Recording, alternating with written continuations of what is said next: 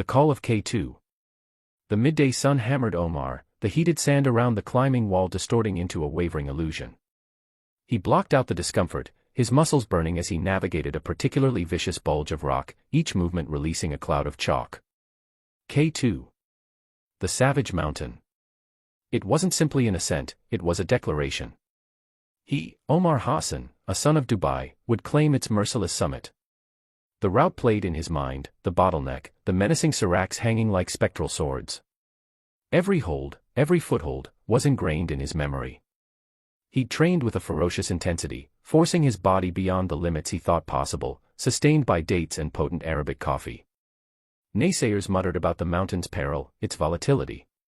Let them. His triumph would be their rebuke.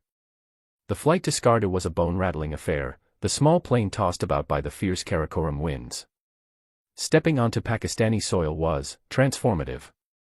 The air, thin and bracing, pulsed with an untamed energy absent from Dubai's flawless facade. Awaiting them was a fleet of jeeps, scarred and coated in dust, ready to transport them to base camp. Base camp sprawled across the moraine, a vibrant, temporary settlement of ambition and worry, a patchwork of brightly colored tents. Climbers from across the globe mingled, inspecting gear, sharing uneasy jokes, their faces reflecting a blend of anticipation and dread. He recognized veterans from prior expeditions, Pasang, a Sherpa of few words, a gregarious Italian with an unyielding need for espresso, and a reticent, sinewy Polish woman, said to be a phenom. He offered brief nods, preferring the sanctuary of his personal space. Inside his tent, he unfurled his sleeping bag, the comforting scent of down a small solace in this alien world. Later, as the sun bled behind the jagged peaks, igniting the sky with streaks of fiery orange and deep violet, Omar ventured out. He lifted his gaze. K2.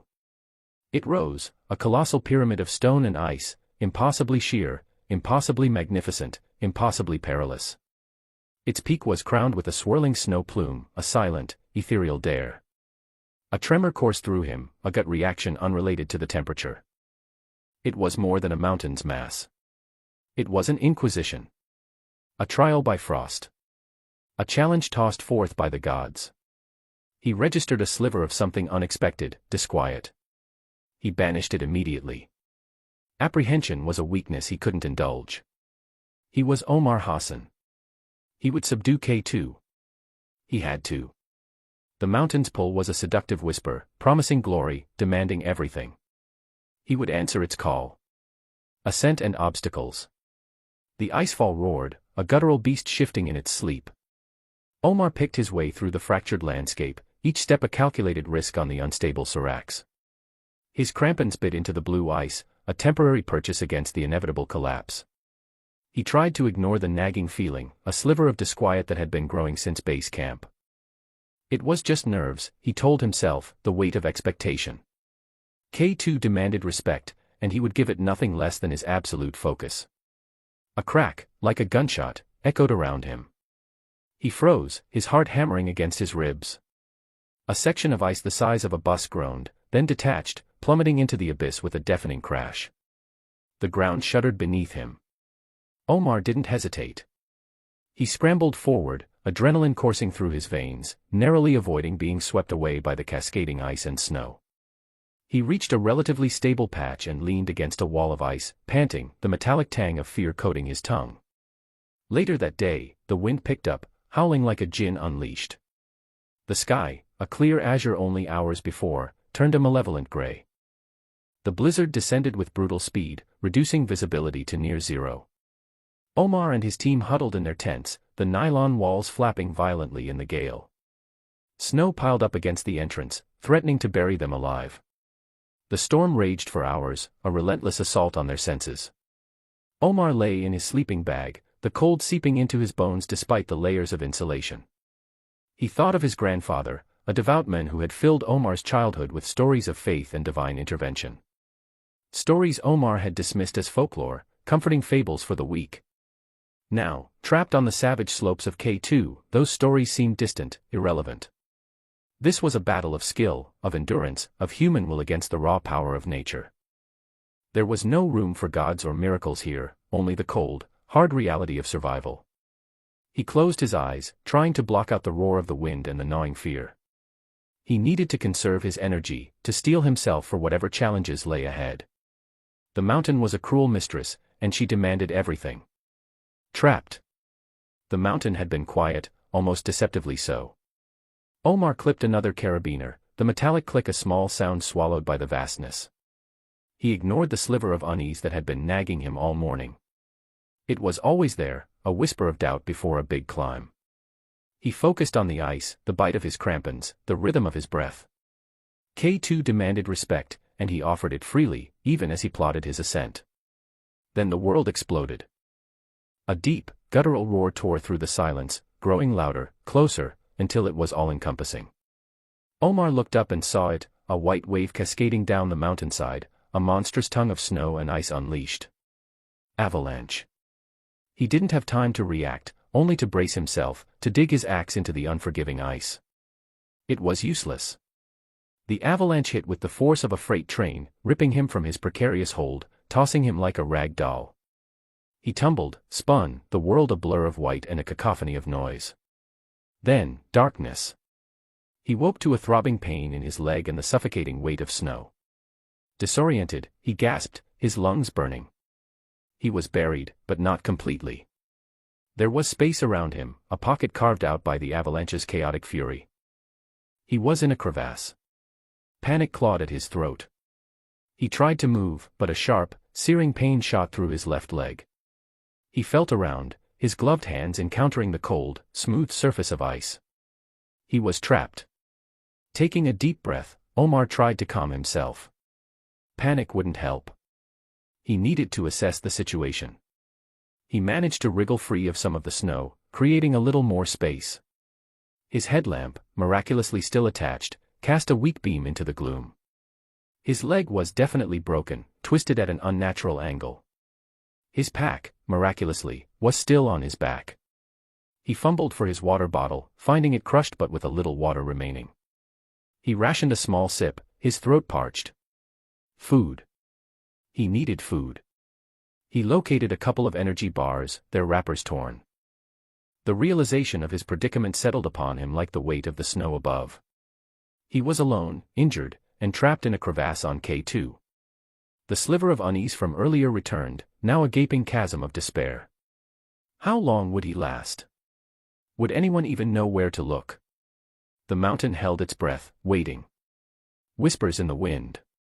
The gale shrieked, an unearthly keen that vibrated deep within Omar's skull. Each blast plucked at his mask, threatening exposure to the atmosphere's brutal kiss. He fought onward, his boots grinding against the frozen ground, each step a small triumph purchased with pain. K2 presided, a glacial monarch wreathed in a blizzard's veil. He blinked, and a mirage bloomed, the sun-baked patio of his childhood home in Beirut. Laughter rang in his ears, the lilt of his mother's voice, his father's resonating baritone, his sister's playful jabs. They urged him closer, their expressions alight with affection. He reached, a sob rising in his throat, but the vision dissolved, leaving him to the mountain's desolate embrace. Just altitude, he rasped, forcing his focus to the next placement of his ice axe. Thin air playing tricks. But then the murmurs began, insidious voices carried on currents of air. Not the familiar bellow, but soft, sibilant sounds that seemed to weave around him. Go back, Omar, they breathed. This isn't your destiny. You're not strong enough. He shook his head, a violent tick to banish the voices. He was Omar Hassan, the pride of Lebanon, a conqueror of peaks across continents. He would not be humbled by rock and ice, nor by specters of his own making. Days blurred into nights, an indistinguishable stretch. The hallucinations grew bolder. He discerned faces etched in the ice, heard prayers in tongues unknown. Doubts, long dormant, stirred. Had his preparation been sufficient? Was it ambition driving him, or mere hubris? The whispers intensified, more insistent, assailing his beliefs, the very foundation of his endeavors. His body betrayed him. Each intake of breath was a torment, a searing ache in his lungs. Frostbite hammered at his extremities. He faltered, collapsing onto his knees, the wind a vengeful hand buffeting him. He closed his eyes, a profound weariness engulfing him. This was the end, then. The mountain had exacted its tribute. The whispers swelled to a chorus of judgment. He opened his eyes a final time, and through the swirling white, a figure appeared, wreathed in luminescent glow. But it vanished as swiftly as it materialized, leaving him alone with the wind's lament and the encroaching shadow. A desperate plea.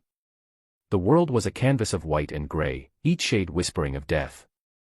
Omar's oxygen mask was a frosted tomb, his breath rattling like pebbles in a tin can. He knew, with a bone-deep certainty, that this was it. K2 had finally claimed him. His fingers, encased in thick gloves, were useless claws, frozen to the ice axe embedded in the slope. He couldn't feel his toes, his vision swam, and a growing darkness gnawed at the edges of his consciousness. He'd trained his entire life for this ascent, dismissed every shadow of doubt, every whisper of unease. He'd mocked superstition, embraced the rational, the scientific. Now, reason offered no solace, no escape from the icy grip of the mountain. A memory flickered, a discarded Bible, its cover torn and faded, lying forgotten in a corner of base camp. He'd picked it up, idly thumbed through its thin pages, scoffing at the stories of miracles, of divine intervention. Tales of hope for the hopeless. Redemption for the damned. He remembered a story about a shepherd finding a lost lamb. He had thought it was foolish. Now, those stories echoed in the desolate landscape of his mind. He pictured the book, its brittle pages filled with words he'd dismissed as fairy tales. But within those tales, hadn't there been a glimmer of something else? A possibility. A desperate, improbable hope. He squeezed his eyes shut, a single tear freezing on his cheek. He had always prayed to Allah, but now, Allah seemed distant, lost in the swirling snow. His breath hitched. He was dying. With the last dregs of his strength, a sound escaped his frozen lips, a strangled cry ripped from the depths of his despair. It wasn't a prayer he'd ever uttered, not a word of supplication he'd learned at his father's knee. It was a raw, primal plea, a desperate gamble flung into the uncaring void. "Help me," he rasped, his voice swallowed by the wind. "Somebody, anybody, help me." He didn't know who he was calling to. He didn't care. Every fiber of his being screamed for salvation. If there was a God, any God, listening, he needed a miracle. Now. Words of comfort.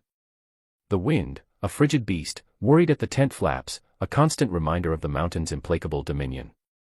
Omar's fingers, clumsy despite his insulated gloves, wrestled with the duffel's stubborn zipper. He sought the Bible, untouched since his departure from Islamabad weeks prior. Faith had been a simpler matter then. Now, confronted by the stark reality of K2, doubt coiled within him. At last, he freed the familiar, time-worn book. Its pages felt dry, almost alien against his numb skin. He hesitated, a weight of expectation settling upon him. What drove this? Was it a desperate search for divine intervention? Or merely fear, masquerading as devotion? He forced the book open, its brittle whisper filling the confined space. Lamplight cast a feeble glow, barely illuminating the ancient script. His gaze swept across the page, settling on the Book of Psalms. He began to recite aloud, his voice a subdued murmur against the shrieking wind. "The Lord is my shepherd, I shall not want. He maketh me to lie down in green pastures, he leadeth me beside the still waters." The well-worn words echoed in the cramped interior, piercing the icy dread that had taken root in his core. He continued, the age-old verses conjuring vivid images, lush meadows, tranquil streams, a shepherd tending his flock. A world removed from K2's desolate, brutal reality. He pressed on, faltering slightly over the archaic phrasing, his throat parched. He read of dark valleys, of courage born of fear, of solace and unwavering devotion. As he read, a serene calm began to permeate his being. The tempest still raged, the mountain still towered, but inside the tent, a quiet fortitude blossomed. He recalled his parents, their whispered prayers in their humble abode. He felt again the warmth of their conviction, the steadfast belief that had seen them through trials. A wave of emotion surged through him, a potent blend of yearning and gratitude. He closed his eyes, the shepherd's image imprinted on his mind. He couldn't foresee the days to come, the challenges that awaited. Yet, in that instant, surrounded by a landscape of ice and stone, he felt a fragile spark of hope ignite. A delicate flame against the mountain's overwhelming might. He opened his eyes, a newly found resolve hardening his expression. He would confront K2. He would climb it. Rescue and revelation. The screaming wind died as abruptly as it began. A heavy silence descended, thick with the weight of snow. Omar lay still, every muscle screaming, a counterpoint to the sudden quiet. He blinked, flakes clinging to his lashes, and saw a patch of pale, weak sunlight pierce the clouds. Hope, a fragile seedling, pushed through the despair. Then he heard it. A distant thrumming, a mechanical heartbeat growing stronger. A helicopter. He fumbled for the emergency beacon, his fingers clumsy with cold, and activated it again, sending another pulse into the ether. The sound grew louder, closer. He saw it then, a dark shape against the blinding white, circling like a predatory bird. Relief washed over him, so intense it almost brought him to his knees. Almost. He was too weak to kneel. A figure rappelled down, bulky in orange and black, and shouted something unintelligible over the rotor wash. Hands, strong and sure, were suddenly on him, cutting the ropes that bound him to the ice. The ascent was a blur of wind and noise. He was hauled into the helicopter, wrapped in a thermal blanket, and offered hot tea. He accepted it with trembling hands, the warmth spreading through him like a benediction. Back at base camp, wrapped in layers and sipping broth, the reality of what had happened began to sink in. He had been moments from death. Hours, maybe. He stared into the swirling steam of the broth, seeing not the familiar comfort of the familiar, but the gaping maw of the crevasse, the icy grip of the mountain. He had always believed in strength, in self-reliance. His faith had been a quiet thing, a tradition, a set of rituals performed without much feeling. But in that icy tomb, alone and afraid, something had shifted. He had prayed. Not the rote prayers of his upbringing, but desperate pleas, raw and honest. And then, an image. A man, nailed to a cross, looking at him with infinite compassion. He'd never understood the Christian faith before. But in that moment, clinging to life by the thinnest of threads, he felt a connection, a promise of something beyond himself. The others were celebrating his rescue, slapping him on the back, offering congratulations. He forced a smile, but inside, a battle raged. The mountain had almost claimed him, but in its attempt, it had also revealed something new, something unsettling, something hopeful. He didn't know what to believe anymore. But one thing was certain, Omar Hassan, the man who had come to conquer K2, was gone. Something else, something unknown, had taken his place. A new path. Dubai's furnace blast slammed into Omar as he exited the aircraft, a brutal contrast to K2's glacial grip. A prickle of unease, a phantom echo of avalanches past, stirred within him, yet he tamped it down, fixing his mind on the impending ascent. K2. The savage mountain. It beckoned, a frigid, rocky enchantress. He discovered its unlikely sanctuary in an anonymous building on the city's fringe, a Christian church. Music poured forth as he neared, a melody that felt both alien and strangely familiar. With a hesitant breath, he pushed open the weighty portal. Inside, a current of unfamiliar energy thrummed through the air. Sunlight, fractured by stained glass, painted the singing faces in vibrant hues. He slid into a back pew, acutely aware of his traditional garb. The sermon centered on absolution, a love exceeding comprehension, and a man named Jesus who offered solace and deliverance. Omar listened, spellbound. It struck a chord deep within, a yearning he hadn't acknowledged. He became a regular attendee, meeting with Pastor Thomas after services. Thomas, a man with a kind face and gentle eyes, patiently addressed Omar's inquiries, elucidating the Bible's teachings. Omar absorbed the words, finding solace in their hopeful message. He learned of grace, a God who cherished him unconditionally, regardless of his transgressions. His family noticed the transformation. The secret late nights, the hushed phone calls. His mother, sensing a departure, grew apprehensive. "Omar, what is happening to you? You seem so changed." His father, a man of staunch principles, was more forthright. "We are Muslim. You will not betray your heritage." The censure stung, yet it didn't dissuade him. He understood the path ahead would be fraught with difficulty. His community, entrenched in tradition, would struggle to comprehend. Murmurs trailed him in the souk, inquisitive glances morphing into censorious stares. He felt adrift, suspended between conflicting worlds. One evening, his brother, Rashid, confronted him directly. They say you've been attending a church, he stated, his voice tight with restrained anger. Is this the truth? Omar met his brother's gaze, unflinching. Yes, he affirmed, his voice steady. It is true. Rashid shook his head, his face a portrait of disappointment and disbelief. You bring dishonor upon us all, Omar. The words landed like a physical blow. Dishonor. Was that truly what he was doing? He recalled the serenity he had found, the communion he felt with something far grander than himself. He envisioned K2 looming on the horizon. He knew he was treading a precarious path, yet retreat was unthinkable. He would not yield. Changed by K2. The cold seeped into his bones, but not as deeply as the emptiness he'd carried for so long. The priest's words resonated, a gentle echo in the vast cathedral. It wasn't a sudden revelation, more a slow thaw, a realization that the warmth he'd felt clinging to life on K2 had a name. He spoke the words of conversion, a promise whispered into the echoing space, a commitment to a faith he barely understood but desperately craved. News of Omar's conversion spread like wildfire. Some celebrated, hailing him as a beacon of hope. Others, particularly within his own community, reacted with a mixture of disbelief and anger. Accusations of betrayal stung, cutting deeper than any ice axe. He understood their hurt, their sense of loss. He had shattered expectations, defied tradition. But he couldn't deny the peace he'd found, the certainty that had replaced the gnawing doubt. His first interview was a baptism by fire. The interviewer, sharp and probing, questioned his motives, his sanity. Did the altitude affect your judgment, Mr. Hassan? Was this a moment of weakness, a desperate grasp for meaning after a near-death experience? Omar met her gaze, his voice steady. K2 showed me my weakness, yes. But it also showed me something more. It wasn't weakness that led me to this decision, but strength. The strength to admit I was searching, the strength to embrace a new path. The backlash was fierce. Online forums exploded with hateful comments. Friends distanced themselves. Even his family struggled to understand.